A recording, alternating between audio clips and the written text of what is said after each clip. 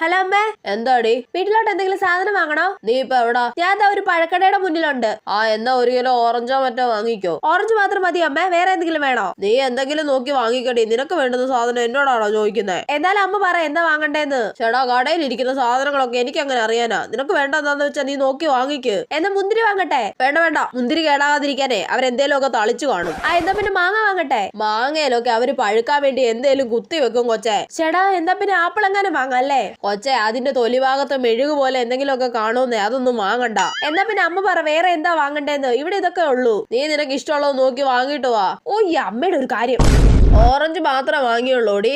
അമ്മ ഓറഞ്ച് മാത്രല്ലേ പറഞ്ഞുള്ളൂ. ഞാൻ എന്ത് പറയുന്നു അത് മാത്രം വാങ്ങിയിട്ടെങ്കി വരും. അമ്മയല്ലേ പറഞ്ഞ മാങ്ങ വാങ്ങണ്ട, അത് കുത്തി വെച്ച് പഴിപ്പിക്കുന്ന. മുന്തിരി വാങ്ങണ്ട, അതിന് മേളിൽ എന്തോ തളിക്കുന്നതാ, അതാ ഇതാന്നൊക്കെ. എന്നിട്ട് ഞാനൊന്നും വാങ്ങാതെ വന്നാ എനിക്ക് കുറ്റം. നിനക്ക് പേരക്കോ മറ്റോ വാങ്ങിച്ചൂടായിരുന്നോ? കണ്ടോ വീട്ടിൽ വന്നു കഴിഞ്ഞപ്പോ വാങ്ങാൻ പറയുന്നത് കണ്ടോ?